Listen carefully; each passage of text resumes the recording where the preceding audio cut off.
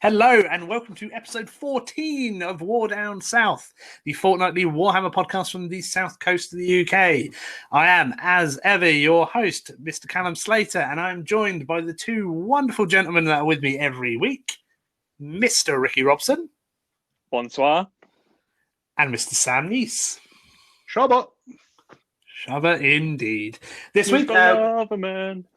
This week, we'll be going over the latest GW releases, a succinct first impressions of the Dark Angel supplement, and updates on what hobby we've been working on, and the guys talk about some Age of Sigmar. So, sit back, grab a stiff drink, let's get after it.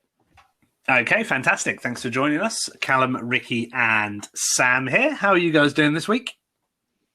Fan-dabby dozy. I mean, I might be overselling it with Fan-dabby dozy, but yeah, good. It's been an odd week. Yeah, I've had one of those weeks where the actual week itself has flown by, but the actual hours of the working day seem to drag on to no bloody end. It's been a bit of an odd one. Exactly that. It's been strangely busy, but at the same time, not that busy. And I've also somehow really, really hurt my shoulder and have been reeking of deep heat for the last couple of days because I keep having to immerse myself in a vat of it. How have you had? No, that's true. I don't know. In the same way that I woke up, do you remember, was it like last year, the year before, I kept complaining for like a week or so that my shoulder really hurt, and then it turned out I'd partially pulled it out of the socket in my sleep. I think I've done some more sleep wrestling and fucked my shoulder again. So what you're saying is that you've pissed off the missus and she's trying to pull your arm out in your sleep. I mean, it could be that. I could have snored so loud that she's wookied me and tried to pull my arm off the beat. Well, we all know that snoring is a cardinal sin, so let's not do that. So what you guys been up to this week?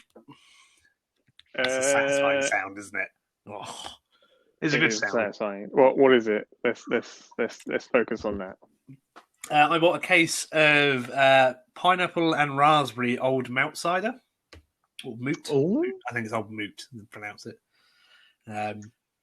It's fairly bent. It's very light. It's very summery. Not really for the conditions we're in at the moment. I was about to say, have you looked out the window? but my house is like permanently 25 degrees, so it's I'm nice and warm. It's summer here. Summer somewhere. It's always summer somewhere. What have you got this week? I'm actually drinking a glass of wine. Oh, very fancy. Yeah, my mother. Yeah.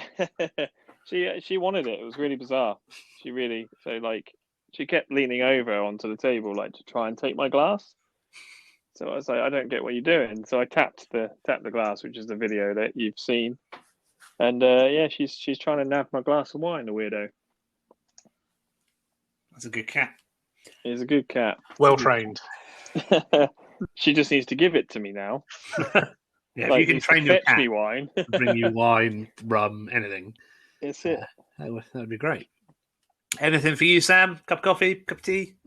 Yeah, I'm on the PG tips. I just scarfed down a burger and I'm trying to not belch, so I thought I would have something nice and old and settling. That's good. Things you've got to do to be polite on a podcast. Yeah. Well, yeah, I could just let rip, but let's not do that. Yeah, let's not. I'm pretty sure I'm going to talk about. I don't know, something about Warhammer probably. Is there any hobby over the last 2 weeks, gents? Bits and bobs. Been doing a bit of Middle Earth stuff. I've been sorting out that dwarf army. I've got a few. Been painting bases. Those bases that they came with that you picked up were really nice. The Generation Shift ones. Yeah, they're great. So I've just picked up a bunch more of those. So I picked up some more of that Raven Outpost style to do the extra Hearthguard and that. Yeah. And maybe something else if I end up picking up some Iron Guard when they come back in stock. Yeah. and some of their rolling plains ones to finally do my elves and rebase my white council. Yeah, that's really cool. Yeah, those generation shift bases are just like aside from the like GW ones, because I love GW's plastic bases, they're great. They're the best resin bases I've ever come across. Yeah, the price point's amazing. You get 30 of them for like 12 quid. And wow. Yeah. Unfortunately, he only does like that. So he does like bundles of them. So you can buy up to three different packs of his, packs of 10, 25 mil ones. And they're like normally like 4 quid each or whatever, 4.50, something like that. And he does three packs of them for 12. And then he's got like 40 mil bases and stuff like that. Yeah, they're so pretty. I very nearly bought some of like the abandoned dungeon ones. That's definitely not Dol Guldur to redo my Dol Guldur. I was like, no, I spent ages making those rocks. Yeah, they're all pretty much not Middle Earth locations bases, but like the Middle Earth community seems to absolutely love them. And I bought a bunch of the Ruined City ones for my Corsairs and Grey Company. So it's like they're fighting over the Pelargir. So that's quite cool. But yeah, they're really pretty. Nice places. Also done some work. What was that? What was I doing? I painted some bits. I can't remember exactly what. But the latest thing I sent you a picture of it earlier. I smashed together a Nurgle drone for my Death Guard. Oh yeah. With a non-lawnmower flesh mower gubbins. So I've gone for big pedo fingery claw things rather than an actual lawnmower. I can't even think of the other one you're talking about. It's the so you've got like they've got like the little floaty drone thing in the Death Guard army. Yeah. It can either have guns or like a spinny rolling pin. Yeah, they called it a flesh mower, and it is literally a lawnmower. Yeah. I quite like it, but I quite like you did with all the tentacles and stuff. It's very I used loads of like rotfly limbs that I had left over. That's pretty cool. Yourself, Ricky? Any hobby? No, nothing. I've got I've got bathroom fitters in at the moment, so I haven't really got any hobby time. To be fair, can't leave the toys out, otherwise the bigger boys will make fun of you. Yep. Well, that's it. You know. No, it's I just got to keep all the doors shut upstairs. Yeah. So the dust doesn't fly everywhere, and fuck it all. To be fair, did the real boys that are working on your bathroom come down and be like, "There's a nonce room filled with dollies. What is going on?" Why has they got a... No, I'm not even gonna. I don't know what that accent was. Yeah, I don't know what that accent was. That was terrible. Cool. What about you? I don't think I've actually done any physical hobby. And I've been slowly painting red armor on sisters. Boy. Over the last couple of weeks. I've not shown any pictures of it because when you show a picture of one that's been shaded and highlighted, all power armor looks the same. So, but no. Well, funny you should say that. Actually, I've not done physical hobby. I've listened to a book, so I'm still immersed in the hobby somewhere. Oh yeah. I'm always listening to books and podcasts and writing army lists and reading. Yeah. I mean, I hobby 24/7. I just don't physically. What was it you listened to this week? I'm on the Regent's Shadow. Is that book 2 of the Carrion Throne? Is it? That's book 2. Yeah. It's immense. So this is now basically following. So Watchers of the Throne is kind of about the High Lords of Terror and stuff like that, and what they're up to, and the Battle of Lion's Gate, where all the demons turned up on Terror, and the Custodes like beat them with the Grey Knights, which is really cool. And then this follows on from that because Guilliman turns up, and he's obviously just been resurrected, and it's where they finally passed that law.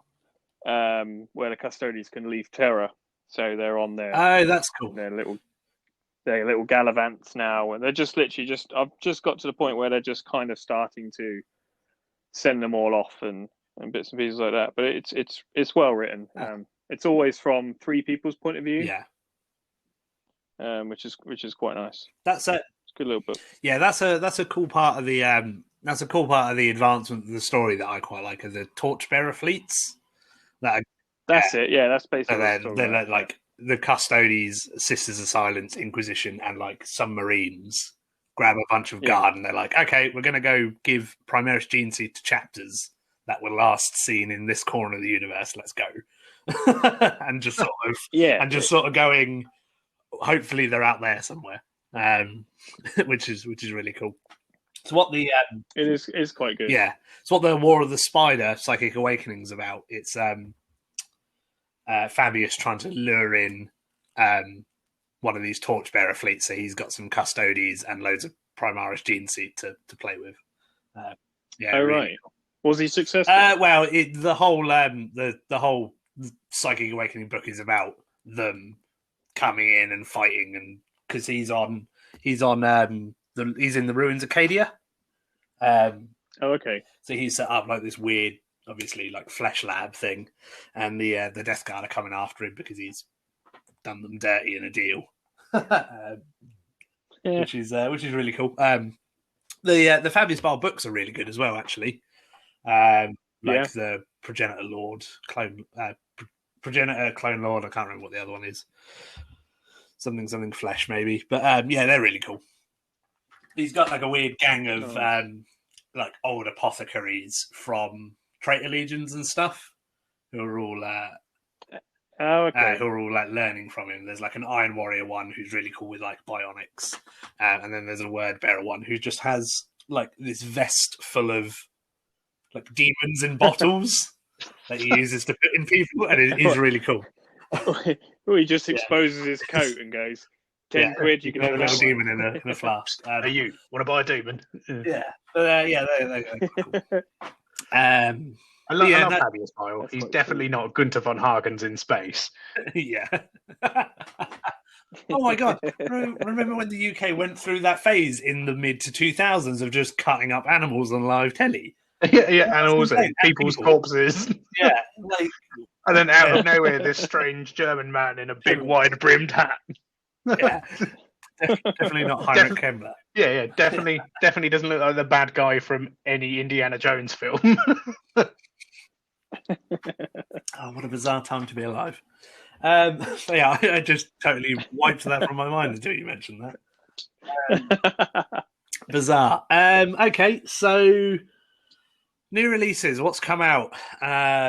The Dark Angels went on pre-order last week and they're released tomorrow, and I'm going to be talking a little bit about them because they are going to change 40k for better or for worse. Obviously, the new Blade Guard and Eradicator kits are out tomorrow as well, which is really cool.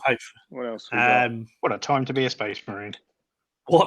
They announced the new Orkies for, what do you call it? Uruks for Underworlds, yeah. So we've seen the next, started to see the next Underworlds warband after the Vampires, which is some Bone Splitters, which is really cool. They're my favourite part of Greenskins in AOS. I like that they just go around punching monsters to death. They're really cool. Do they still have their magical like armor, like they used to always have? They always used to have like a random saber. Their magic tattoos and poo daubings. Yeah. Essentially, they I'm not sure if they've got it currently because I've not read the Greenskin Tribes book, but in the first Bone Splitters battle time, essentially they could never, like if they rolled a 6 on a save, it would always pass regardless of modifiers. Oh, okay. So it's sort of a 6-up invulnerable save, which is quite cool. The worst save they could have was 6, basically. Which is quite cool. Not a lot else other than that. We saw a preview for so what's coming is weekly previews for the new Warhammer Quest. Oh we saw the sassy skeletons, didn't we? Yeah, so the sort of generic low-level bad guys are skeleton like patrols that walk around the city, and they are stunning models. They're beautiful, but also very Yas Queen. Like, yeah, I think they're really grown on me. Yeah, they're sort of shambolic and sort of leaning on weapons and in funny angles because they're just skeletons and there's no bone to hold them together. But, yeah, 100%. As we mentioned, they are Insta girls. They look like they're in a posing in front of a club mirror with the booty. But very cool. So I'm looking forward to those articles coming out every week, just exploring a bit more about the background and the models that are coming. And hopefully that should mean it's not actually too far away from being released. If they're doing weekly hype articles about it, hopefully it's not more than like a couple of months away, because I will buy that at retail regardless of the cost if I have to, because I need it. Which is super cool. Not really. What were those board games they spoke about? Oh yeah, not anything inside. I heard it described today. I can't remember what podcast I was listening to, but they're essentially they're essentially a gateway drug into Warhammer. They did some of them a couple of years ago, and they're just sort of, so one of them is sort of a like Space Marine adventure mission thing where the board is like bright colours and stuff, and that's definitely aimed at kids, which I don't have a problem with. More people in the hobby is good. More people buying Space Marines means more models produced for every other faction down the line. And then the other two are, there's one which is two of the Warhammer Underworlds warbands, the new Chaos, like Slaves to Darkness crew versus the Beastsworn Hunt in like a gladiatorial arena thing, which is quite cool. That's pretty cool. But yeah, they're just like the last couple that they released weren't available in the UK and Europe, so they're literally just things to sit on toy shelves in American like supermarkets. I was going to say these things. I usually see people fishing in groups going, "Can anyone in the States go to Walmart and get me one, please?" Yeah, someone was like they're like $30 for like some Space Marines and some Necrons and a coloured board or whatever. I say they're usually pretty they're pretty well priced. They're pretty like introduction to crack priced. Yeah. The Underworld's Dreadfang one, which was the Sequitors and the Myanmar and Banshees, was like 20 quid for two Underworld warbands, essentially. So that's quite cool. Like nothing to get excited about if you're a hobbyist or already in the hobby. But if you're looking at sort of, I guess, like introducing it to someone, or you've got kids and you're like, oh, they're like 8, 5, 7. I don't know how. I don't know how kids work. No, I don't know. Is that for another episode? Yeah, tune in next week when we tell Callum where babies come from. I know. I just don't want to know. But yeah, so lurgy. Yeah, so they're quite cool. Christopher Plummer's just died. Sad times. Oh shit! Why do I know that name? Who? The famous British actor who was in Sound of Music. Right. Yep. Christopher Plummer. Oh, yeah. No, really?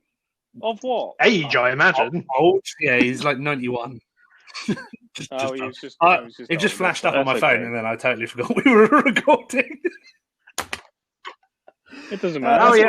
I know who you mean. Yeah, it's just googling him now. That's it. Warhammer booze and dead random celebrities. That's what we're about here. There we go.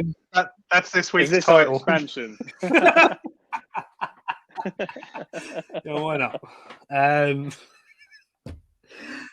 are we doing here? No, should we start again? We're already 20 minutes into this. I can't start again. Dark Angels. They're pretty good. They're going to change 40k, and let's talk about that. They're the best Space Marine army. That's good. At least it's not Ultramarines. I mean, Ultramarines haven't been it for a while. Like, obviously, depending on the meta that you play, and if you're playing like WTC style boards with 6, 7, 8 line of sight blocking ruins, then your assault armies are probably still going to win that sort of meta. Because you can just hop from ruin to ruin and not be shot and not play 40k. But all around, they're brilliant. So they keep their normal chapter ability of +1 a hit if they stay still. When they're under, so they get 3 super doctrines instead of just 1. So whilst they're under tactical, all of the non-Deathwing infantry can just shoot you if you're in combat with them. They can just shoot at the stuff they're engagement range with. Rather than using the stratagem that they only hit you on 5s when they become ballistic skill 5+ when they do that, but they're standing still, so they get +1 a hit. So they're actually hitting you on 4s. So you can't tie up things like eradicators or, God forbid, aggressors. If you're standing in front of you're in combat with a unit of aggressors, they're just going to shoot you in your dead, which is really cool. The Raven Wing, and then when they're under Devastator Doctrine, Raven Wing units get +3 move, and can 14. What's their move normally? And can and if they advance, they can fire any gun as if it was an assault weapon. So they can move. So all the Raven Wing stuff, essentially, apart from land speeders, can move 23 inches and is just shooting you in the face, so you can't hide from them. Sweet Christ on a jet bike. That's horrendous. And Raven Wing want to be advancing because essentially, unless they stand still in their movement phase, they get a 5+ invulnerable save against shooting, which turns to a 4+ if they advance. Gosh! So turn 1, they just boost into the middle of the board if they go first, and then your army is just surrounded by multiple wound, toughness 5 Marines with 4+ invulnerable saves against shooting. I don't like it. All of the stuff that gained the Raven Wing keyword in the Marine Codex, so like land speeders, normal bike squads and stuff. In the temporary index, it didn't gain all of the cool Raven Wing rules. It didn't gain Jink or Inner Circle or anything like that. But in the supplement, they do. So you've got ATVs now with 5+ invulnerable saves just off the bat. But like ATVs are really cool, but they can't be rezzed and they're not core. But attack bikes are both of those things. So you'll see 9 attack bikes in every single Dark Angel army because they're riding around with a 4+ invulnerable save. And they can be defibbed by an apothecary who's also on a bike. That's a lot of super high speed multi-melter. Yeah. Yeah, essentially it's turn 1, all of your cool stuff gets multi-melted. Now play the rest of the game. Which is really cool. Like I like it because that's how Raven Wings should be playing. They are super quick. They should boost over the part of your army, murder it, and then just roll up a flank or whatever. And then they get 1 Deathwing units get something +1 to hit and wound, or reroll all failed hits and wounds against monsters and characters under Assault Doctrine, I think, when they're in combat. But that's the one you're not going to have to worry about. Because if your Deathwing Terminators are in combat with stuff, it is already dead anyway. So off the bat, like getting 3 Super Doctrines is pretty good. That sounds pretty savage already. They've got a bunch of ace stratagems. So there's one that lets a unit, when they advance, move an additional 12 inches when they're Raven Wings. So they're just literally on the other side of it.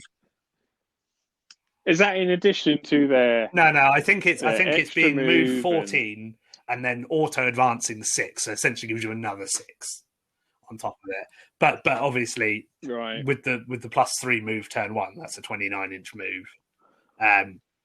If you take a Raven Wing detachment A Raven-Wing Outrider detachment, bikes and outriders gain objective secured. And then if you're warlords from that detachment, you get the points back. And then the flip side of that for Vanguard, if you've got all Deathwing, so all your normal Deathwing Terminators gain objective secured, which is fucking insane. Because, like, they're not... Obviously, you can't have them as troops, so you have to take a Vanguard detachment, and then that detachment has to be purely Deathwing. But for like 220, 230 points, I think it is, you get 5 Terminators with like a Cyclone missile launcher, and then 2 guys with Thunderhammers and Storm Shields. And that unit's objective secured. They keep their... It seems to be that they've kept the permanent transhuman physiology, so they can't be wounded on anything worse than a 4+. And now their objective secured as well. Wow. Because, yeah, so it's really cool. So I was chatting to, obviously, I was talking to you guys just as we were doing the sort of pre-show stuff. They can be Dark Angels can be played sort of Raven Wing army, Deathwing army, Green Wing army, and all be really good. But you can also mix that together and just be like, I want a bunch of Deathwing Knights plus Plasma Inceptors, and the army's still going to be amazing. They've made Space Marine Librarians great again in this book. 5 out of 6 of their psychic powers are insane. They're all... Is this the new Secretmancy discipline? Yes, yeah, Interromancy. But yeah, Secromancy, as I think I called it in one of the podcasts before. It's essentially a spell list of debuffs. They've got an 18-inch range one, which just turns off an aura that a character has. They just pick an aura, turn that off. They've got one which is -1 to hit for a unit, and then if they roll higher than your leadership when casting, you're at -1 attack. They can make a unit strike last. And they can strip objective secured from units as well. They can give a unit full rerolls to hit and wound with melee weapons. Yeah, librarian like that, and that's quite cool because I like Dark Angel librarians because they're used in the sort of like interrogation of the fallen process. So they use their powers sort of like for evil, which is cool. Yeah, like Samael, Belial, Azrael, like the characters don't actually seem that strong. And they are none of them have only got Lazarus, the new character that they've made, who's the sort of generic captain. Yeah, that's quite surprising. They didn't bother, like they have basically. Yeah, I mean, obviously they got a character in Lazarus who's Primaris, but I would have liked to have seen a bigger Samael on a bigger jet bike because he looks silly compared to the Custode. I think Lionel. Yeah, a new big fat Azrael. Yeah, that would have been sweet. Yeah, that would have been cool. Lionel, yeah. Azrael, sorry. What did I say? Lionel. Yeah, same guy. They're buddies. They same guy. But yeah, they're really cool. Obviously, he would have been cool. I'll be picking up the supplement tomorrow, really going over it. But there's like a Deathwing banner that gives everything 5 up, feel no pain within 6. Like it's just insane. Of course there is. So basically, Dark what you want is which is the way everyone wants to be. Yeah, so it's quite like it's a good book. Like I would say, it's probably easier to play with and get right than the Death Guard book, but without obviously seeing it in action. Obviously, it's not actually released yet, and not playing any games with it. It's hard to actually stand by my claim that they are the best Space Marines, but they seem to be able to do everything that those individual parts of the army want to do. And it sounds like they suit their role a lot better. Yeah, exactly. They're not just they're bikes that are troops, or look, they're Terminators that are troops. That's it. They're actually the best loyalist Terminators, and probably Yeah, Space Marine wise. I would say a unit of Deathwing Knights would kick the shite out of a unit of Alaris Terminators. Yeah, currently. Until you get a new codex. That's it. Well, this is it, isn't it? Every one of these that we see is always we all know the power creep. The last codex of the edition is the best. which is why it's are amazing. It's not what I'm saying.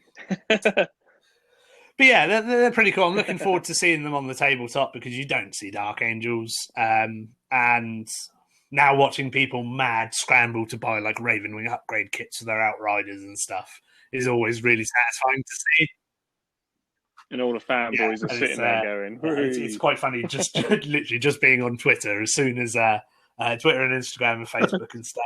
As soon as those rumors started to drop and the release and the previews were, it's like, hey man, got any upgrades, Bruce? I suck your dick. Got any Ravenwing? I need 3 Ravenwings. I mean, Dark Angels literally are only collected by people that have been collecting since second edition. No, like no one collects them anymore. They're all just dedicated fanboys. Now they're there going. But now they're going to grumble because everybody else is playing with Dark Angels. That's allowed though because of the 100%. Age of the Dark Angels player. Like Rick said, there's no young Dark Angels players. They're all old grumblers anyway. Yeah, that's true. Cool. Right. Right. If we take a quick break, and then we've got things to talk about. I can't remember what we said, but we'll be back in a second. Sam's going to update us on Death Guard. That's what's going to be next. I am. See you in a second. Woo! Oh yeah, that was it. Woo! Yeah, yours is. The stage is yours.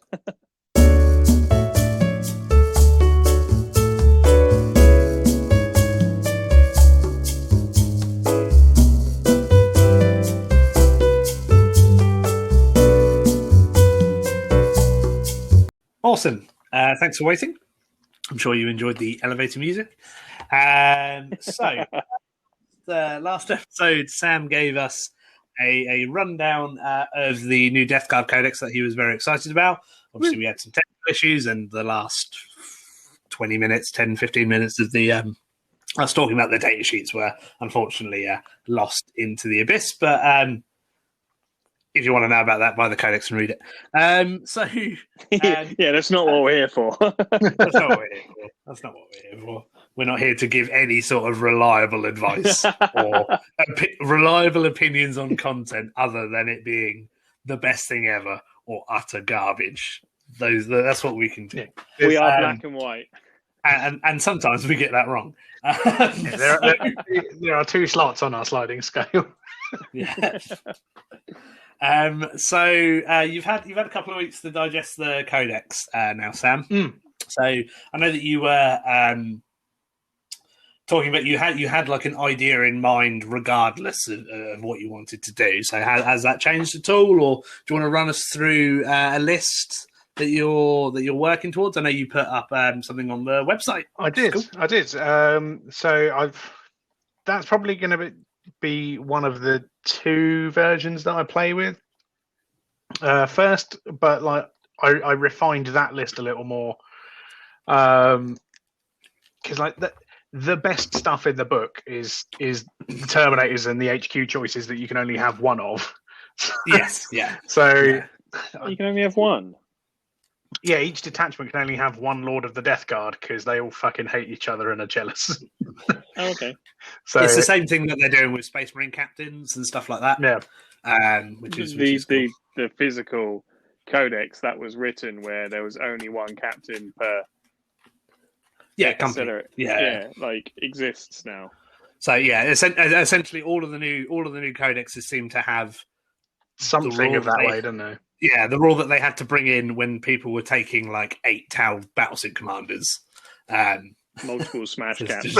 Yeah. It's just sort of like, no, you can have one X amount of high-level character, so Captain, Overlords, and now Lords of the Death Guard per detachment, which I like. I like it. That. But I also like that it happened to Tau first, because I have very fond memories of a past Pompey pillage where there was a Tau player just skulking around the back going, this is shit. Yeah, because he couldn't have eight commanders. Yeah, yeah. I can only have 3 Tau commanders who have got 4 guns each that all hit on 2s. That's a shame. Oh, goodness those days. I'm glad I didn't go out and buy like 7, 8 Tau commanders at that point, because it was obviously going to get fixed. Anyway, that's some proper severe time traveling. Let's talk about Death Guard.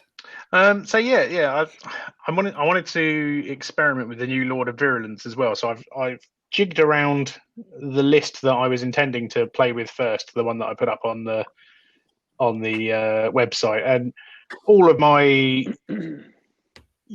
justifications for why I would pick those units still stand. I've just jiggled some around a bit. So it's now looking, it's 3 detachments, 2 patrols, and an auxiliary support. 3 detachments? Yeah, boy. That's going to be command point heavy, surely. Yeah, pissing away command points. Yeah, it's Death Guard. They front load their command points anyway. I guess they don't really need them too much then. The stratagems are really good. Yeah. This is probably just Sam being inept. They want them for everything, but the main thing I would want it for is too expensive to spunk on 1 unit anyway, so that's not a problem. First patrol detachment, Lord of Contagion, absolute beat stick of a character. I've given him the Rotten Constitution, so he's toughness 6 now in his Terminator, Cataphractic Terminator armor, and I've given him the unstable sickness on his Plague Reaper, so for exploding mortal wounds off of kills. Yeah. 5-man Blight Lord unit, nom nom nom, lovely. That's going to be 4 combi bolters and a flail of corruption, because the flail's still amazing. Although actually, it used to be the thing that smashed out loads of extra attacks and the damage would spill over, but now you can use a 1 command point stratagem to make all the damage from the melee attacks spill over from plague weapons, which is quite nice. Yeah, it doubles his attacks plus strength, decent AP, decent damage. It's just a good all-round combat weapon. Yeah, and it's dirt cheap as well. I think it's like 5 points. There is still a combi melter in that unit, because there is one of the combi melters that I converted that I can't chop up, so 1 remains. I've got a Foul Blight Spawn with the Viscous Death to reroll his D6 shots, and I've given him the Revolting Stench Vats, so he's got his old aura or a version of it. Yeah. So he gets an additional aura from that. That makes things. I've jotted it down here somewhere. Yeah, Blightspawn. So the Relic Vats gives him the enemy units within that range, and it's not enemy unit like the main aura that he comes with now. This one is enemy units within range. Get the fight last, but they also count as not having made a charge move as well, which is awesome. Massive. Yeah, that's really cool, because it strips, and obviously it strips people from fighting first, which is the main thing, but any bonuses you get for performing a charge are gone. So all of those awesome Space Marine buffs and stuff like that just don't appear. Yeah. So he'll be floating around behind like my main anchor unit, which is a huge unit of Blight Lords. They're in a Ferryman detachment. I decided to go with the Ferryman because the Plague Company specific strat there for a point, pick a Fetid Virulent unit and increase its aura range by 6 inches up to a maximum of 12. Yeah. So I've got a 12-inch bubble from that for stripping. It's just too good not to have. Plague Surgeon also with the increased range on his aura relic. So he's got a fancy hat to keep my big unit Blight Lords around. Poxwalkers, Greater Blight Drone, Lawnmower Drone, and a change in that I've taken out the Possessed this time. I'm putting in a Plague Burst Crawler because I need some ranged like anti-armor. Yeah. And the buff to entropy cannon's good. The mortar's a good weapon, and that I got a damage buff. It's I've got to have something. The mortar changing from D3 damage to flat 2 is amazing. Yeah, and there's a 1-point stratagem that makes it damage 3, and it spills mortal wounds over when it kills stuff. They're really good now. Yeah, there's lots of. I love this new book. I can't wait to actually try it out. There's so many just nifty. Chuck a command point here, and it'll do this wacky thing. And there's so many good ones. So the second patrol detachment, got a Lord of Virulence in there because I really want to try him out. That's the new character guy, and he's also going to be hanging around the center field with my Blight Lord Blob. Specifically to increase their damage output. So you can turn all their combi bolters into plague weapons for a command point, and then his aura just increases the AP for 6s to wound. So yeah, he's got the old. He's got an aura of one of the old stratagems they've got, I think. Yeah, which is quite cool. Which is pretty good. Again, he's a Death Guard Lord, so he's pretty nifty when he gets into a rumble, and he's got that weird. He's got like a big heavy flame of gubbins. I've got like some random points left over, so it's either going to be a chaos spawn or one of the pathogens to increase the strength and AP of that flamer, probably, given its range and usefulness. Got Plague Caster for helping hunker down the line with the all important. Best 2 powers in the list: Miasma of Pestilence for -1 to hit, and the +1 strength and toughness power. Voltron Blight Lords. Here we go. They're more Poxwalkers. A random spawn at the moment. That might become more bodies somewhere else. I don't know yet. And then the auxiliary support is the obligatory winged Death Guard Demon Prince. So he's okay. Yeah. He's obviously rocking out the suppurating plate because Demon Prince wants suppurating plate, and I've given him the hulking physique warlord trait through stratagems, so he's got like an extra wound and can't be wounded on rolls of 1, 2, or 3. So that's pretty nifty. And then standard Demon Prince weapons. He can have a psychic power, but I'm not sure what to try out. For me, I think Curse of the Leper could be amusing. Curse of the Leper is really good, but I would say I would put that on a character that can deep strike. So it's really good on Typhus because you what just does it do? So you roll 7 dice, and the target takes mortal wounds for every time they roll over your toughness. Yeah. Okay. But Typhus. Well, yeah, that's good for dropping in. Definitely. Yeah, Typhus is really good because he can take that and the psychic power, which increases his contagion range.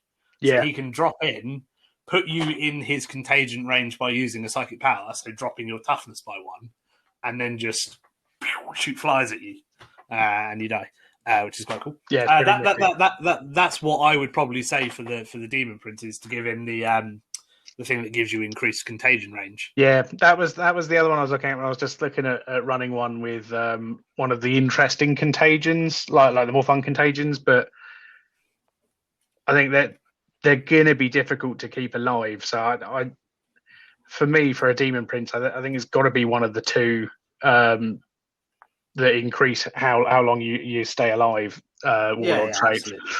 But yeah, I'm still working on my Typhus Harbingers list. Like it's so hard trying to squeeze everything into these lists now. But yeah, so that's one of the two I'm going to try out. The other one it's just more bodies. I think like I've got some possessed and shit running around rather than vehicles. I think I've got like an extra drone winging around. Yeah, and how big was that second Blight Lord unit? That's a 10 man unit. Boy, whoa! How many points is that? 410, which isn't bad at all. So that's a full 30 points cheaper than it used to be. Yeah, 30 wounds with disgustingly resilient, 4+ invulnerable saves. I can heal them. All the things. Except feel no pain. Yeah, love it. Yeah. Pretty tasty. I've just checked. My 5 Alaris is 415 points. The Death Guard are going to win that fight. Yeah, that's not fair, is it?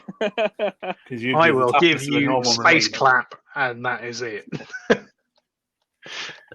That's cool. So it sounds like you're excited to play with a couple of different builds in the book. That's really cool. Yeah, I think currently looking at the file name for this list that I've jotted down, this is the 5th revision of this. So there's another 4 variants of Death Guard army floating around my hard drive at the moment.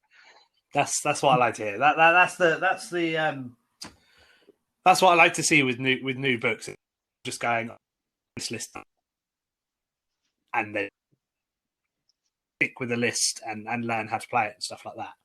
But when you're constantly just writing lists because if I drop this unit and do that, or if I change like the Plague Company to this, I can do this instead. Like I love that sort of stuff. That's what I want to try mixing and matching all of the time that I'm not working.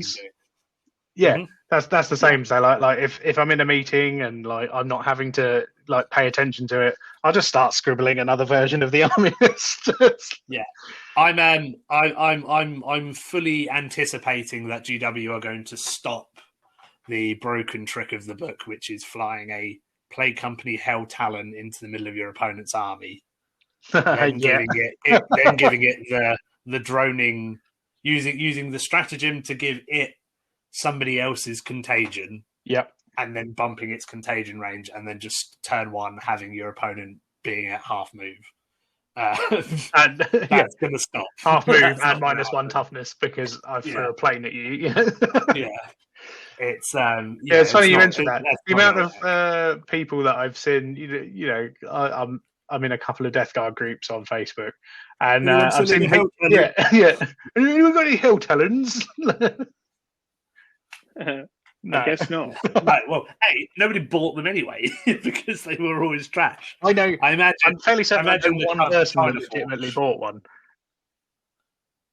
Oh, maybe. I know one person. I've seen them about. Occasionally, I've seen them about. I've never seen one in a game. I definitely agree with you on that. I've never seen one in an actual game doing anything. It's because it's like armed with like 2 autocannons, and that's it. It's proper garbage. It's armed with old vegetables and pots and pans.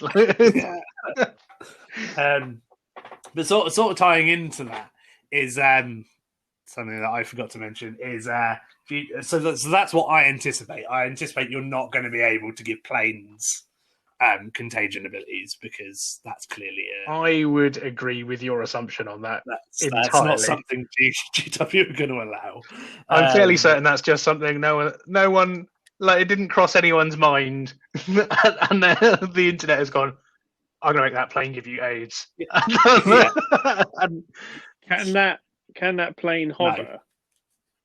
No, it is just a plain plane. Oh that fucking shouldn't matter. But a 9-inch bubble from a flying base covers a lot of ground. It's big. So I anticipate that. So I imagine that loads of people are running around trying to buy Hell Talons and being like, and sensible people are going to just say. I'm actually trying to Google it because I've never seen one. The Hell Talon's the smaller one, isn't it? Yeah. Because there used to be the Hellblade's the big bomber. Is it? That's the pointy one, right? Yeah, they're quite really pointy. Thin. That's the No, I didn't realise that was. Oh, the Dread Claws get it. Those things are enormous. Who knows, mate? Oh, surprise! It's that stuff. I because that's the thing. The Forge World update gave them the ability to have the Plague Company keyword, which is what makes it work. But I imagine GW will be fairly quick in going. No, let's not play that. Stop game. That. Well, 116 quid. Give it a month, then stop it. I don't believe GW do that sort of thing. Anyway, no, I don't at all. I was just feeding the cynics out there.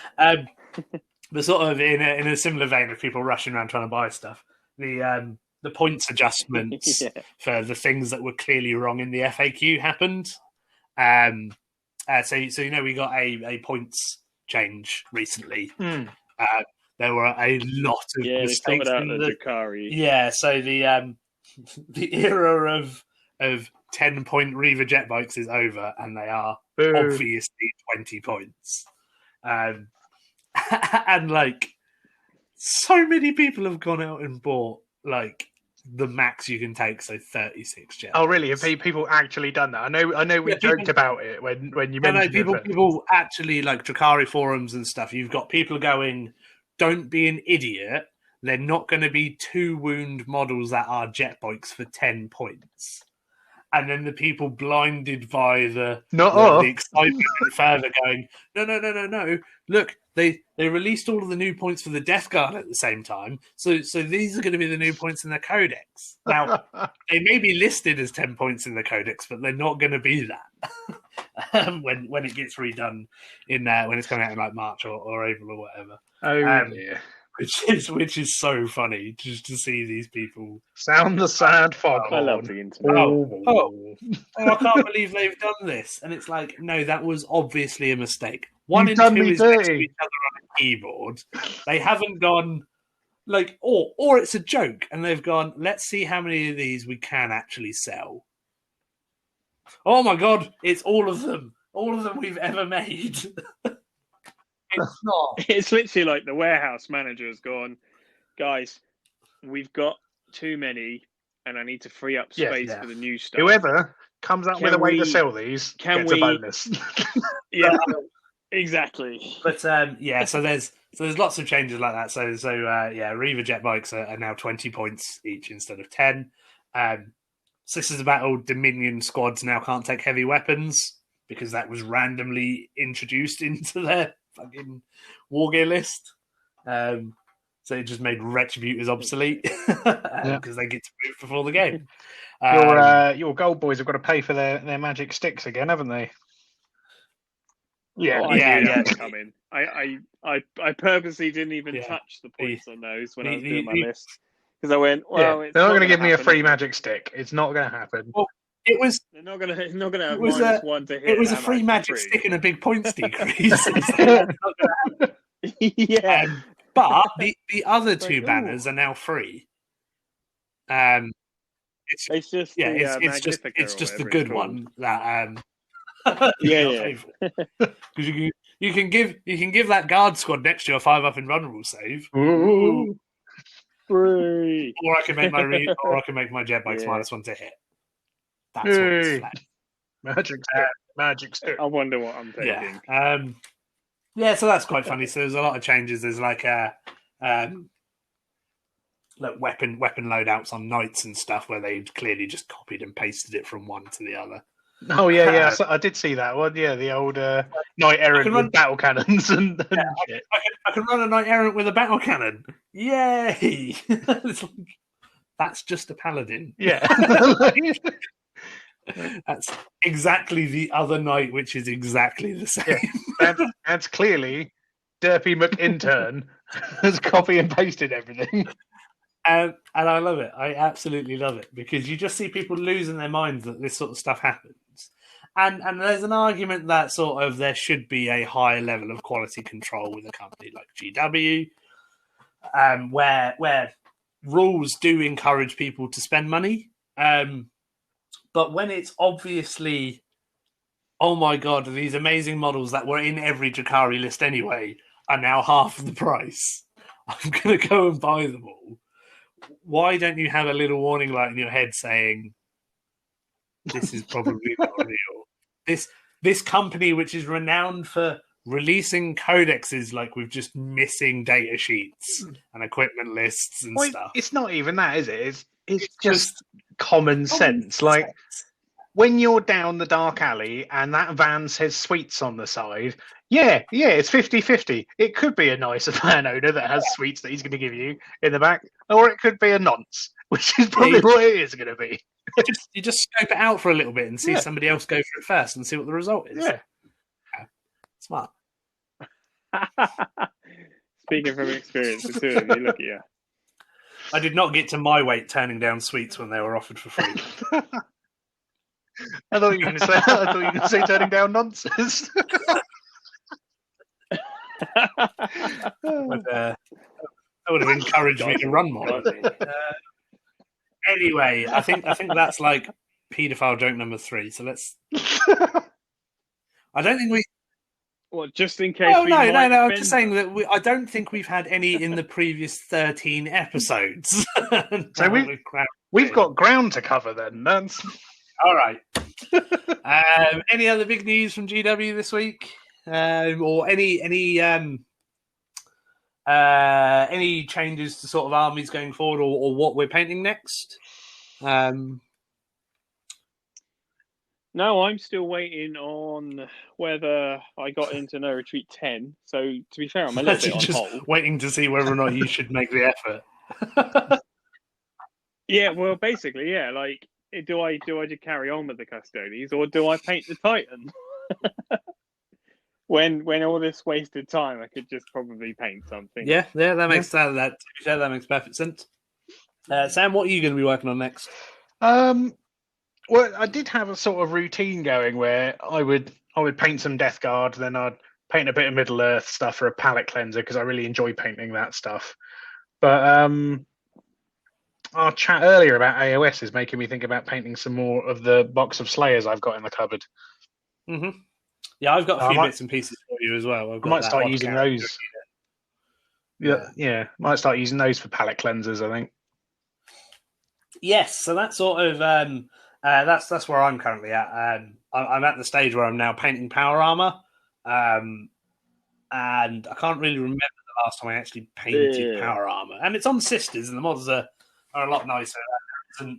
It's not real power armor. Don't have to spend, and there's not as much on the models because they're covered in robes and big gloves and stuff. I was going to say there's definitely less edge highlighting involved. Oh yeah, I don't edge highlight. I would say Sisters highlighting wise well easy. I don't edge highlight anything. It's the devil's work. Yeah. You don't need to. If you can shade well, you don't need to highlight. So I'm slowly plugging my way through some Sisters for that. Thinking about putting together some AOS stuff and painting some AOS. Just because I've got nothing else to bloody do. Played a few games on TTS actually over the last couple of weeks. No, it's a 40k, which is good. And I've been repeatedly handing out L's to everybody that I've played, which is good fun. L's losses. L's. Oh, nerd. L's. No. I thought you meant like loser plates or something. Just like winging them at people, which is good fun. No. I played our good friend Mr. Tom Suter last weekend. He was practicing a list for a TTS tournament that he was playing in. Yeah, event. And really. What's he running now? I haven't spoken to him in a little while, and I need to bang him a message. And Oi, Thomas. It was a really interesting list. It was one of Tom's weird Elder lists. So it was a cracking. It was a Frozen Star Harlequin Battalion, with the Super Killy. So he's still running the big unit. No. So the Super Killy Troop Master. With the sword and the extra mortal wounds and stuff. Right, gotcha. The sword, what I imagine is the standard Shadowseer now with you can do the big increased -1 to wound bubble on everything. And then he had another Troop Master who had, I don't know if it was a relic or an ability that let him once per game at the end of any phase, just like teleport anywhere within 12. And he was like talking to me about it. I was like, "That's really good because if I charge him, I can't kill him." Because I was thinking of using it on a solitaire. Okay, yeah, that's pretty cool. Because he's a little punchier than a troop master is. Because obviously, your good troop master is going to be kitted with the sword and so on. But so I was sort of like, my combat sisters of battle army wants to charge this guy, and he sort of just stood there on the edge of an objective, mocking me. So I fired 8 heavy bolts at him and he died. Funny that. So that's where I think the And solitaire then, comes in a bit better. So he's running 4 units of 5 troops, one with blades, and then the other 3 were kitted out with the good combat weapons. Caresses. Caress. I think he had some embraces as well, maybe kisses. I don't know. Okay, whatever. I wasn't really paying attention. Yeah, the caress. Yeah. Yeah, I was like, well, if you it. punch me, I'm going to die. And if I punch you, you're going to die. So that's good. Three of the transports with the double shuriken cannons. And then he had 5 bikes with the haywire cannons. Then he had a unit, just one. A unit? Yeah. And then he had a custom Craft World patrol with a Farseer with Executioner and some other psychic power. Essentially a little smite battery. Yvraine, so she's there. She was there with the targeted smite, so essentially a bubble of smites that you can just blast away a unit on. A unit of Rangers, a unit of Warp Spiders, which are actually really cool. I quite liked what he was able to do with those. What was he doing with them? I know he was playing with them for a little while. In the format he's playing with, they're preset tables based on the World Team Championships boards. So, i.e., it's just lots of line of sight blocking ruins, which are just big walls. And he just jumped a unit forward and just pinned a unit of my mortifiers against a building. So I couldn't move, which is really good. So if you can do that against a vehicle or a monster or something, you sacrifice your little 90-point unit or whatever, and stop them doing something good for a turn. Because I'm not infantry, beast, or swarm, I can't move. I can't move through the building. And I can't move through him. I just sort of had to heavy bolt them and charge them. It's just sort of that's such a waste of a turn, but it's really good. So being able to do stuff like that to key pieces is quite cool. The custom craft what he was using was, I think, the +1 save and obviously the reroll to hit and wound. And then he had 2 lynxes.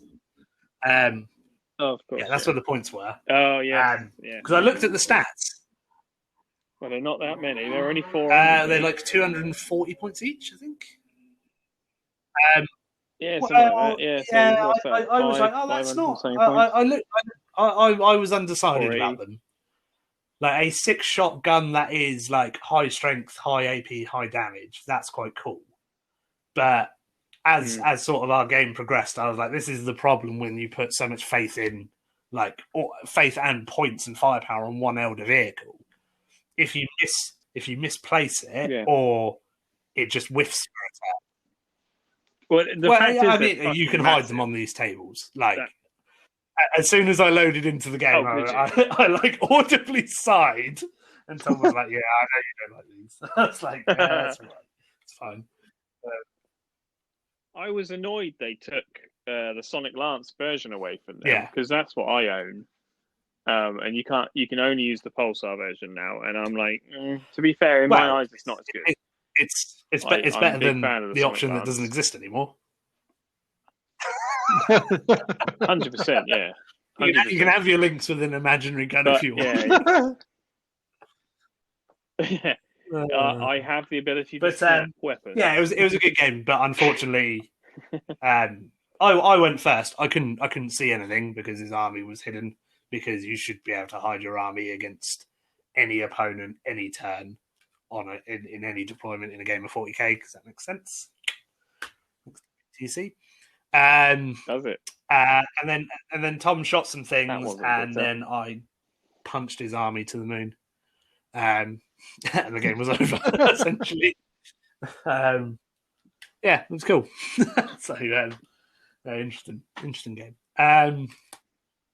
It's a bad matchup for him. His army doesn't seem to be able to struggle with multiple quick combat threats, and I advanced every unit of my army just at him because I punched his sister's army. I'm really struggling with my craft I think world. they are the worst Eldari army for sure at the moment. Yeah, they just don't have any toys, especially not like Harlequins. They're obviously they're a little bit behind Drakari now, which is quite ironic, really. Yeah, it's they're a little bit of a struggle. That's why I'm not just when their book comes out, they're going to be incredible. Of course they are. Yeah, they've got to be. Like Eldar are. That Craft Eldar anytime their codex comes out because it is a oh my god, what the hell? There's that solid 2-month period. It's always like everyone really gets their hopes up, and then that Eldar Codex drops, and everyone just goes. The thing is that like the current Eldar Codex does everything all of the other codexes did, like throughout history already better, and Phoenix Rising makes it better. But it's just terrible at 9th edition. It's quite funny. But yeah, it was cool. It was playing a few more games, played some more games with Necrons, got some games lined up this weekend. It's pretty cool. Nice. Right, so we're sort of stretching for time here. If we're going to take another break, I don't know whether or not Sam is going to put in more elevator music or maybe some dubstep or something. No idea. But join us now. There's a thought where we're actually going to talk about some Age of Sigmar. Stick around.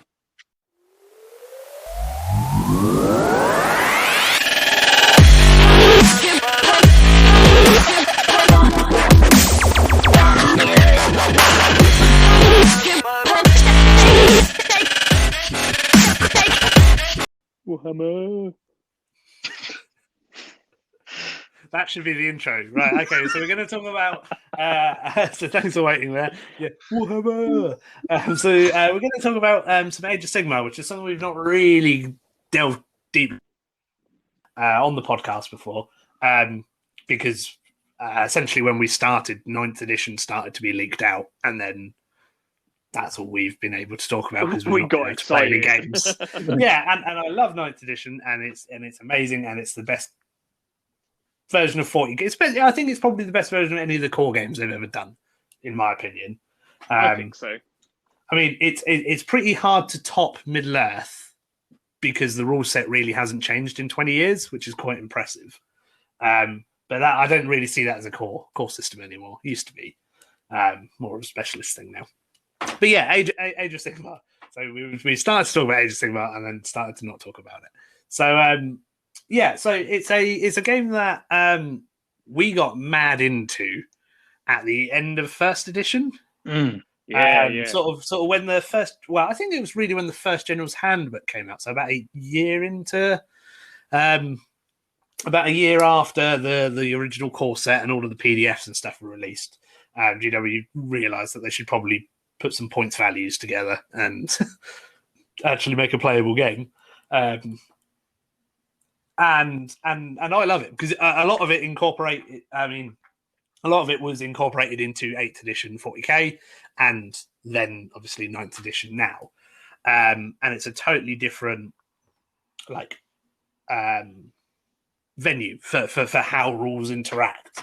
And the setting's really cool. I mean, to start with, when it was just Warhammer Fantasy, but also they're a Stormcast.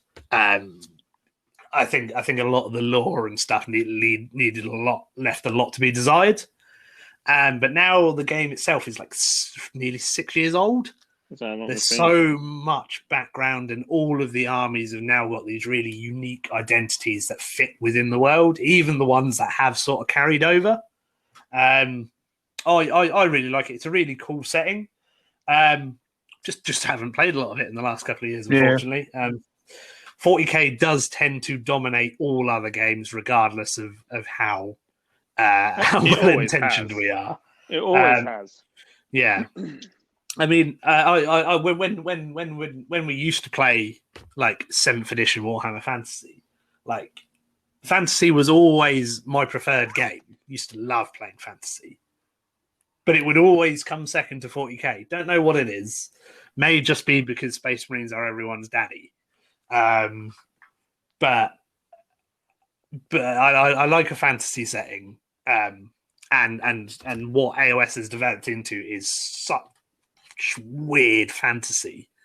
That it's moved away from like obviously traditional high fantasy of I'm an elf, I'm a man, I'm a dwarf, and I'm a goblin, to this weird like interdimensional multiverse of there's lizard men that live on spaceships and kangaroos dwarves that live there are kangaroos now. Flying turtles. There's flying turtles that live in magic sea that you can't see, but you can also drown in. Like it's bizarre, and I love it, and I'm here for it. Sea turtles, mate. Sea turtles and rum. Oh my god, it fits. That annoying, essentially meme from the mid 2000s. Great. I hate Johnny Depp. So I thought like I've been musing about AOS since some drama in the AOS community over the last couple of weeks that sort of piqued my interest because I obviously haven't played it in a while. I try and keep my finger on the pulse, but I haven't played it in obviously well over a year now because of COVID. I don't know what's going on. But the winter FAQ, so the half year FAQ drop for Age of Sigmar was not last week. Well, maybe the start of last week, if not the week before. Yeah, it wasn't that long ago, was it? Yeah, start of last week by the looks of it. And it didn't really contain a lot. So obviously it's the same for 40k. We usually get like a big drop of FAQs that affect multiple armies. There are points adjustments and essentially fixing things that are broken with the game. And this AOS FAQ didn't really do that. It contained a few bits and pieces for like army construction for some of the newer. I think the main point of focus was the like all of the individual Warcry warbands within a Slave to Darkness army. So now you can essentially do armies of these warbands and stuff in a Chaos army, which is really cool. I think they were just fixing how those units work more than anything. And then there was a couple of bits for Lumineth, just fixing wording and stuff, but no major points changes. Well, no points changes at all. And like most of the books were just left alone. It was only stuff that was typos, not even stuff that is possibly unbalancing for the game wasn't touched. So I imagine if you're someone who purely focuses on AOS, it was a bit of a disappointment. And that's understandable considering the amount of time, effort that people put into a hobby. And then when you're sort of maybe expecting something to shake up like the meta a bit or get you excited or maybe this change is going to happen or it will make other stuff viable, and that doesn't happen. Look, I can understand why people feel a little bit slighted, but it seems to be that people in the AOS community and this is not a shot at them at all, but seem to create an idea of what they were going to get in this FAQ, and then it didn't happen. And it almost seems like GW promised that all of these changes would happen, and then they didn't do it. And that seems very odd to get upset about that because that's not what happened. I think a major point of contention. I mean, the things for no points changes. I think I think it was almost becoming a bit of a running joke that the I think it's the Morsar Guard for the Ideneth Deepkin, the Electric Eels. They are like criminally undercosted in the game. Haven't they always been? Well, that's the thing. I like they've not really changed in points since they were released, like 4 years ago, 3-4 years ago. And they've always been the mainstay of any Ideneth army. Yeah, essentially the competitive army is as many of them as you can fit in because you can make them battle line, with like a few characters and stuff here and there. which is the only thing that I like as a person who dipped toes into playing at AOS tournaments and has been a bit of an observer since. It does seem that there are like the good build for every army book, and that's all you see. Even with people like maybe playing to a lower tier at an event, it's just like the same army list but piloted by somebody who's not as good. Whereas you don't see that so much in 40k because there's more options in every codex. I don't know. Yeah, so I can understand why you could think, oh, they've not changed any points, but that unit's points have never changed. That's just how it is in AOS. Like Morsar Guard are good. There's not a lot in that book like for other units that are great. And it might be because the Morsar Guard are undercosted or whatever, but it's sort of that's what an Iden Deepkin army is until they get a new book. So yeah, it's a really interesting one. I mean, I guess it's sort of like I'm someone who's got multiple AOS armies, but I've not played AOS, so I'm not in a position to get upset about it. I mean, is there ever a reason to get upset about it though? I guess it's a game. Yeah, I guess there are some content creators out there who rely on so for example, also there's like tabletop tactics and stuff for 40k. They make a living off of 40k. I assume that there's people out there who do it for AOS, and if you're sort of waiting for one of these big waypoints of the year for stuff to get shaken up and new armies develop because of points changes and rules changes, and then that doesn't happen, you're sort of lacking in content, especially combined with the lack of tournaments and stuff going on. But some people's reaction just seemed over the top, and I don't know whether or not it was like an in-joke within the community to make fun of it and create faux outrage. But it got to the point where people were harassing Ben Johnson online and sending him messages telling him that how bad he is at his job and he should be ashamed. Yeah, and that crosses the line. Like, it's toy soldiers, for fuck's sake. This guy, like, I think it came out I think the old Matt Ward, Phil Kelly years, that type of stuff. Mm-hmm. And obviously they brought Phil Kelly back and stuff, didn't they? I think we started but yeah, well, this is the thing. Like, I think it was in the days, obviously, we had forums. People turned around and said, look, this at the end of the day, it's a game. Mm-hmm.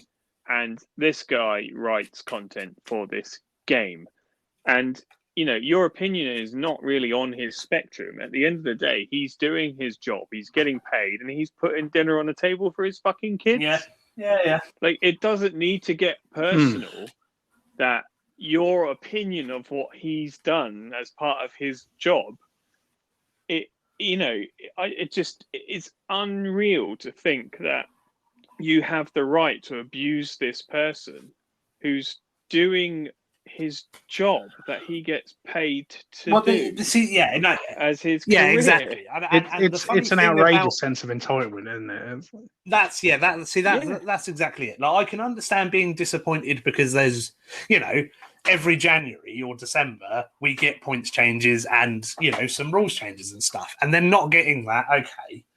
And I know that some people were upset by GW's. Part of the response was there's not enough tournaments going on, so we don't have enough data to really justify these things. Which there's like and stuff which do collate data and stuff like that. But we were having a conversation when we were talking about it sometime last week. And I said to one of our friends, I guarantee that there's been more 40k tournaments played, probably in the US or wherever, over this lockdown when whole countries have been shut down, than there will be AOS tournaments in a normal year. Like, that's the diff, and that's why they feel justified being able to do it with 40k, because there were points changes, there were big FAQs in December. Plus, it's a relatively new game, so they're still tweaking it. There's probably things that GW introduced in the 40k winter FAQ and points changes that they wanted to do at release, but stuff had been printed. But like, sort of going back to the sort of like going after the people who write these rules and stuff. Like, I don't understand it. I don't know why you would do that. You're a garbage human being if you do that. But like, it's not like they took anything away or made anything bad. They didn't change anything. So the game's the same. That's the sort of thing. Like, I get you getting like a chubby over, or this might change and they might make this unit that I really like 20 points less, and that means I can take more of it and change my army or whatever. And then that not happening, but that's something that you've just imagined. Yeah. The standard, the human reaction to that is, I'm going to harass this man at his job. Yeah, and I'm sure I'm sure it wasn't widespread, but it did lead Ben Johnson to put out something on Twitter just saying, like, please leave me alone, like, blah blah blah. I've turned off comments on these posts or whatever. I think, and then some people who are involved within the community, but not maybe directly working for Games Workshop, were just like, leave him the fuck alone. He's been the torchbearer for AOS, like, to get the game off the ground, and sort of like, I understand that he had a bit of a snafu when he played with Flesh Eater Courts on the weekend they were released and won a tournament because nobody knew what they could do. That's just poor form on his part. You know, like, that's like occupational advantage. But whatever. Someone won 5 games of AOS at a tournament because they had the book, they had an army, and they'd probably been playing with it for a couple of months. Like, I don't like that. But regardless, the TO didn't stop it. So, like, that's he's not done anything wrong. It's no, the army.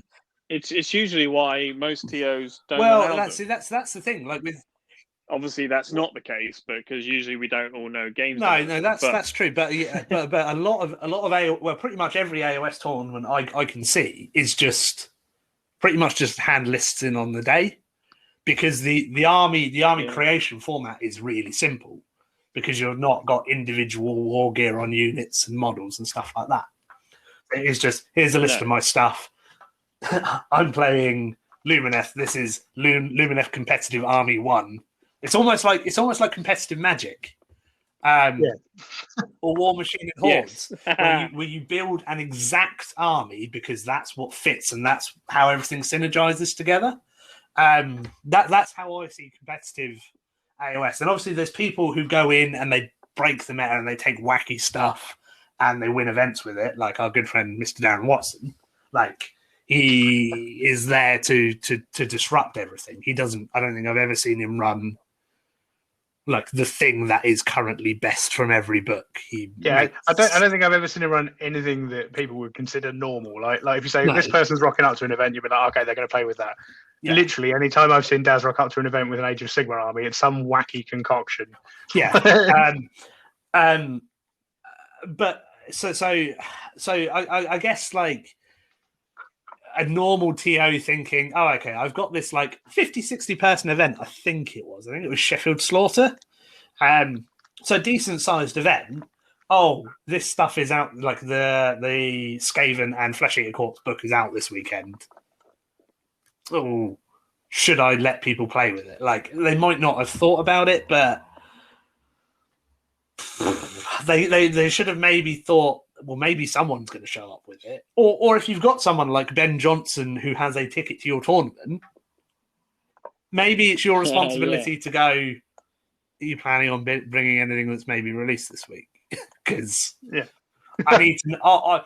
mainly because there's no FAQ for it. And if you're explaining... So if you've got a brand new army book and you're explaining how something works to someone... and then the TO comes over because there's some confusion or consternation. Works. And then you've got a guy who works for AOS games development telling you, no, this works this way. And your opponent going, no, I don't think it should work that way. Like, I'm not saying he gets to make up the rules on the spot, but you've pretty much got to go by what he says, haven't you? Like, he's going to turn around and go, you couldn't. There's no way you could turn around. Like, so it's an odd one, and like I said, I'd get in the roll of dice. Well, yeah, and that would be you as a TO. Yeah, be like, fuck you, Ben. Roll a dice on it. But even with that sort of like I said, I think that was a poor choice. But he hasn't done that in any sort of professional capacity. That is, see, I've gotten onto this, and this was only supposed to be a lead into us talking about Age of Sigmar and how much we're going to enjoy playing it. But like he's done. Yeah, he's done that. He's done that in a. I want to go to a tournament and play with some toys because he's probably not done it in a while. Like, whatever. Anyway, AOS really cool. What are your favourite armies for AOS? And what potentially are you going to be working on as a bit of a palette cleanser? I know Sam, you said you were going to be doing some more of your Fire Slayers. Is that right? Yeah. Going to be my Blades of Khorne army is.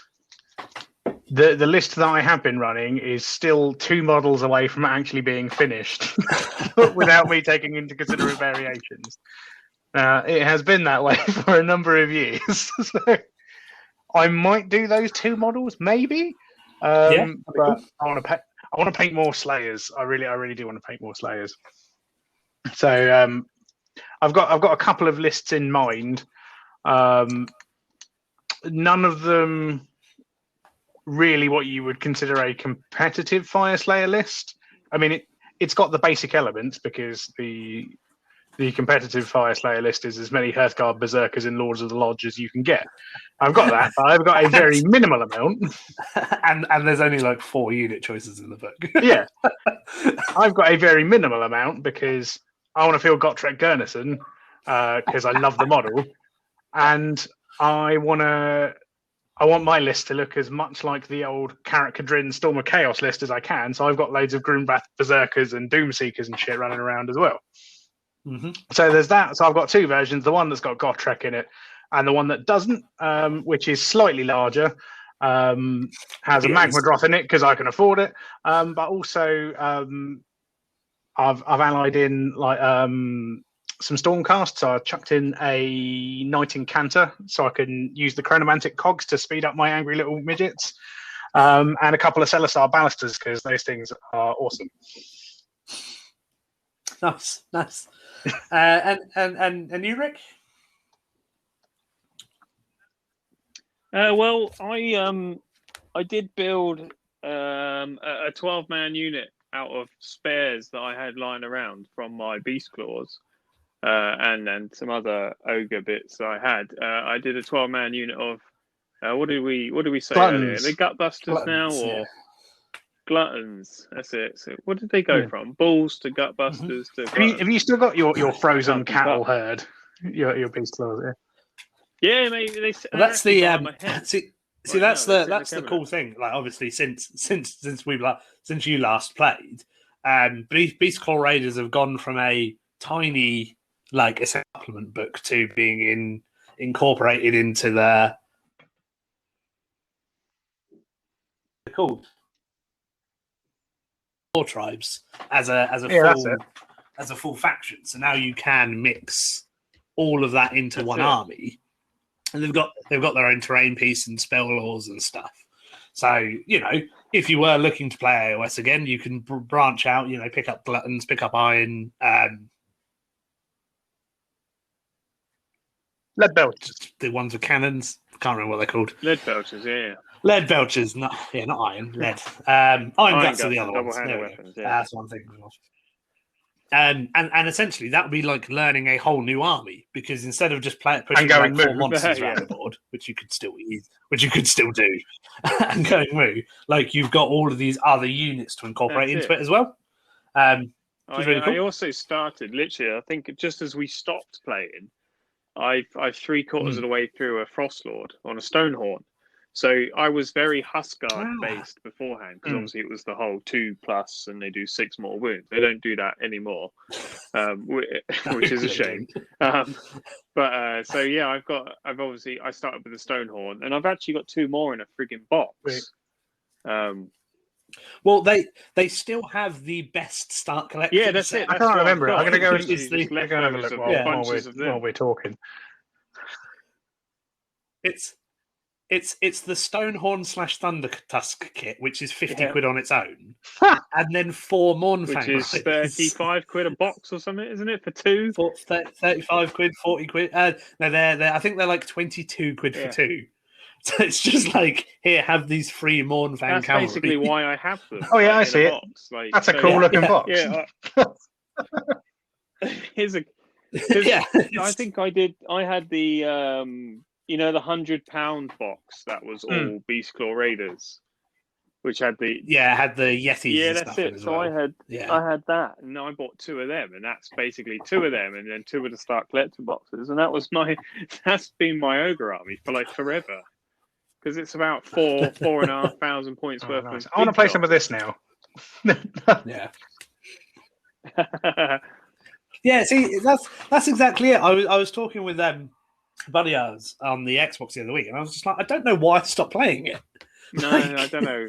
I probably was like, oh, I've got a 40K tournament coming up, spiraled. and then I think that's all it was. And then just played in 40K tournaments. I think that's all it was. Our attention was just moved elsewhere. Well, yeah, remember 8th edition came out. The attention was still there. 8th edition came out. That spiraled into, oh my god, I love this. Loads of tournaments, and then 9th edition came out, and then the plague happened, and then that's sort of. Yeah, that's it. I mean, sort of. I played for a little bit after the 2nd edition of AOS came out, and that's where things like drastically changed, and you started to see the reprinting of books and stuff. And I played like a little bit after that, and then just sort of like I'm looking at my room at the moment. I can see 3 AOS armies. Like, I'm still even periodically working on my War Mammoth, even though I can't take him to tournaments anymore. I love that model so much. Friendly's only for Snuffy now, but it's such a cool model. I'm so glad I've got one. Yeah. I love. What was that? That was one of the Haven Club events. Yeah. In one army. Yeah. Did you not? You took the War Mammoth to, and then the plague happened, and I didn't buy a ticket. That was going to be what I took that year. Did you just have Archaon then in the pillage? Just had Archaon then. Yeah, didn't get the Mammoth yet. Yeah. Oh, you just had Archaon. Okay. I don't know. Tournaments all roll into one, even when you're only playing a few of them. That was a good tournament. But yeah, but I've been looking at Flesh Eaters because I've got all of the big things for the army, and I was just like, I just need something a little bit different. It's a fun army to play with. Just normal Sisters of Battle, just and giants swinging across the board and screaming at your opponent. It's great fun. Screaming at stuff and then just punching them in combat. Like, it is just a really aggressive army.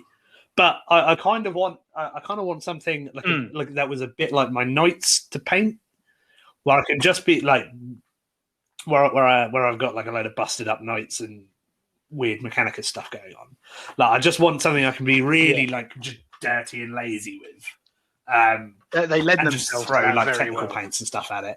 And if I really want to, they're just skeletons with scraps of flesh and meat hanging off of them, so you can just do whatever you want. And if I really want to, like, I can just run characters riding Terrorgeists and Zombie Dragons, and then Terrorgeists and Zombie Dragons. That's the best way to play them. Like, and then I just need some ghouls to summon. That's like I've been looking into it, and I'm like, oh, maybe the Blister Skinner. They look like the best sub faction. Is it Gristle Gore? But I do just want to run giant. Yeah, Chumps Gristle Gore, the big monster, big monster sub faction. Yeah. So I think that's like, I'm just gonna So I've got 3 Terrorgeists built. I've got another one. I've got a feeling I've got another one somewhere. If not, again, it's a really good start collecting kit because it comes with a Terrorgeist, 10 ghouls, and 3 of the heavy infantry.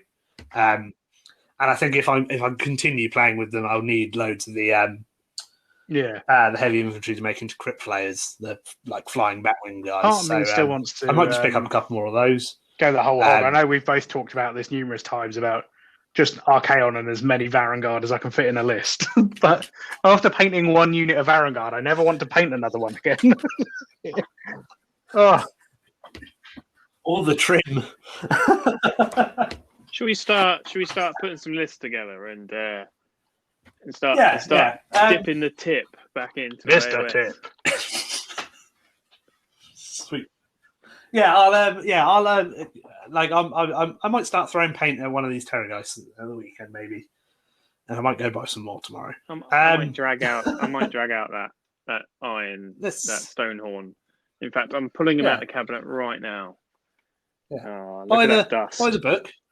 Buy the More Tribes book. Start writing some army lists. Order yourself a big cooking pot because that's their free. Yeah, I've still got to get the pizza come with my slayers.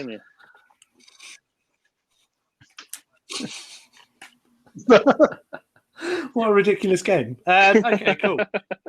So let's do that. Obviously, we're doing 40k because 40k is awesome. But let's put together some AOS and provide some variation to our listeners and ourselves because we've got nothing else to fucking do anyway.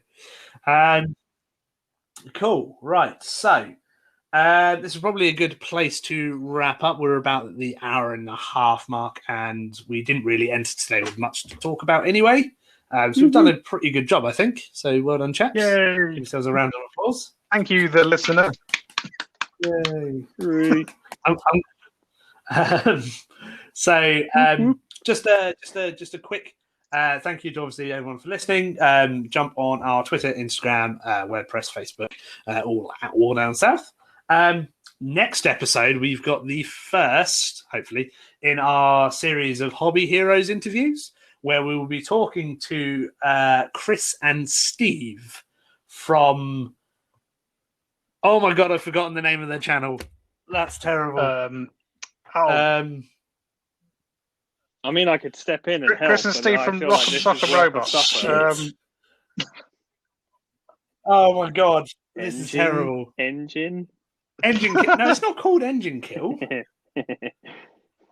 Oh my god, Ricky, help me. No. I've drunk too much cider and I can't remember the name of the people we're interviewing next week. I'm not going to help. Suffer. Go on. This is terrible. Oh god.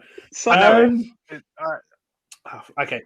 Where's my Warhammer Instagram? Okay. That's Tabletop Standard. Come on. Tabletop Standard. I can't leave you hanging too long. I'm sorry. They are. So Chris is a really lovely guy who we met just through our local club down in Havant, and he has for the last year or so. Maybe even 2. Is it that? It must be longer than that by now. Yeah. Has just put together the best and most popular Adeptus Titanicus channel in the UK. And a couple of people popped us a message and were like, you should speak to Chris. And I was like, I know who Chris is. So we're going to get him on. And his buddy Steve. This is his chance to sell Ricky and I on Sexy Little Robots. And I have to admit, I do like to ogle Chris's work on Instagram a lot. Like, he's always posting sexy Titans. They are beautiful. Like I think I'm going to scenery pieces. Yes, yeah, you painted your webway gates. Didn't you? I have 3 wonderful webway gates that you can see at confrontation events, which are painted by the wonderful Tabletop Standards. Yeah, I'm not editing that out, by the way. That was awful. So if you're listening, apologies. That's a proper fuck up on my part. But yeah, so we're going to be talking about some Adeptus Titanicus. I'm going to ask them about how effective all night armies are after my experiences of trying to paint warlords and wanting to gouge my eyes out because of the amount of trim. So that should be really good. Again, submit. So respond to our posts when we talk about Moose Ride armies. Let us know what you're working on, and still let us know if you've got anybody you'd like us to talk to. anything from you guys you'd like to wrap up with? No, nothing for me. That I think we've crossed the T's and dotted the I's on no content this week. No content. Good job. We've smashed it out of the park. Yeah. Fantastic. Well, thanks for sticking with us. We'll see you in a couple of weeks. Cheers.